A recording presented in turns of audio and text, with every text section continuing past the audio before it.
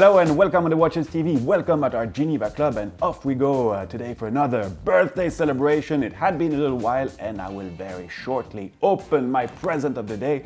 And we're not going to talk about fine watchmaking, but fun watchmaking in this new unboxing video. So let's not waste any time and let's get some unpacking done. Okay, simple box, quite heavy, and inside the cardboard box, well, you have another metal and quite original box, as you can see, with a serious hint of what will be inside. Okay, there you go, and let's take this timepiece out, and I think I will probably surprise you with this one, since it doesn't cost $500,000. So this is the Behrens B022 Rotary, which just participated in this year's GPHG in the Challenger price category, meaning watches under 4,000 Swiss francs. So let's be clear, it didn't win. That went for a more established brand, namely Tudor, but it doesn't take away the fact that this is a pretty cool watch, one that reminds me of a few things, and I'm sure I'm not alone, and I'll get back to this in a second. Well, there's nothing pretentious about it, and I do like the fact that we can also talk about and be intrigued by different type of timepieces, as this is a rather playful object showing you time in a different manner. But let me first describe the obvious. So you have a pin buckle leather strap. The case is made out of 360L steel.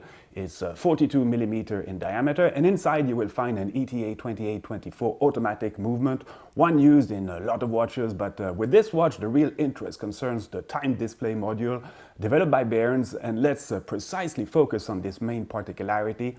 And you guys immediately notice that there is something different in this volume. Like I just mentioned, this watch does indeed remind some of us of something seen a few years back when MB&F and Urwerk collaborated and introduced a one-off project with only 12 pieces made with the nitroglycerin timepieces using this rotary engine feature called the Wankel engine, an engine that could be found, for instance, in some Mazda cars, some even having participated in the 24-hour Le Mans race. Anyhow, the general idea is that instead of having a standard inline piston and cylinder like in all regular combustion engines, well, here the cylinder has a very different shape and the piston does its job by rotating on itself, if I can simplify it as such.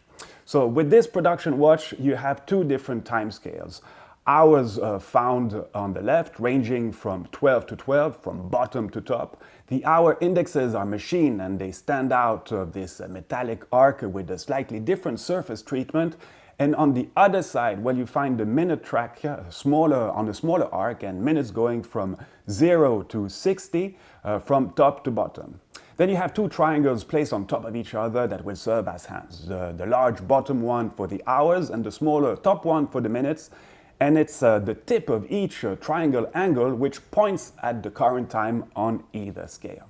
So I just said that they were on top of each other, but in a certain way it's a bit more complicated than this, as they don't move in a total circular way. There's a slight eccentric pattern to it, as I will demonstrate now. As you can see, the tip of the minute hand goes from 0 to 60, and it's about to disappear right now. The next triangle angle picks up at 0, and off we go again. On the hour side, same principle, apart that the marker goes from the bottom to the top in 12 hours. And one cool moment is at midday or midnight, just like now, when the hour triangle kind of fully disappears and opening up the dial, and then you can better see the date indication found at 9 o'clock. Obviously a bit more animation on the minute side, but it does give a sense of something always happening. Another pretty neat feature concerns the superluminova, as each tip of these triangles are coated with SLN and they pop out quite nicely in the night. The 0, 15, 30, 45 and 60 minute markers are clearly visible, but on the other side it's a bit more complicated, since you only have the hour marks at 3, 6 and 9 o'clock that stands out. Not the numbers, but only the markers, as I guess it would have been too complicated to code them. And it's therefore up to you to kind of figuring out, okay, nothing too complicated, you might be off by 1 hour or so, but if you're the super precise type of guy, especially in the middle of the night, well, then maybe you will just get used to this very easily. But I sincerely doubt that this is why you would buy this watch in the first place. It really offers something different, and to be honest, well, I didn't just discover it right now with this unboxing. Yeah, sorry about that, I cheated a little bit. And I've actually been wearing this watch for the last couple of days, and already, just for me, I mean, it's already pretty fun to look at it. But I did get quite a few comments, what's this, what are you wearing? And I can totally understand this. I mean, it's original, though we've already seen something like this some 8 years ago, but we're obviously not talking the same price range. And yes, this is no super high-end watchmaking with proper hand finishing and the likes. There is still something quite raw with this piece, but it's still pretty cool. It's called Behrens Inventor, for those who know the Nitro story. Well, let's say it's more of an adaptation, but when it allows people to have something cool at a more or less reasonable price, well, I say, why not?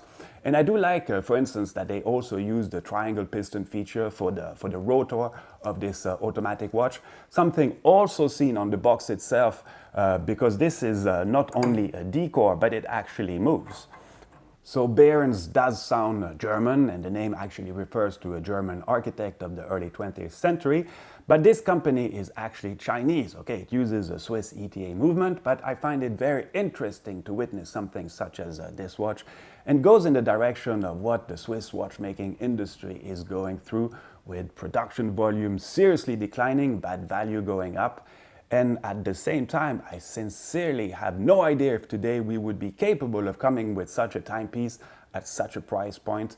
And then you start to grasp the current limits of the Swiss industry. Just some food for thoughts. So this proper glass box watch comes actually in two versions. This is the black version with the black carbon inserts, and there is also a blue version of this timepiece. The brand has some other interesting models revisiting some other mechanical principle, such as the hour satellite display, and I'm pretty sure they can improve on this, but already very interesting both as a product and what it means. Well, I hope you enjoyed this unboxing. See you real soon, and viva watchmaking!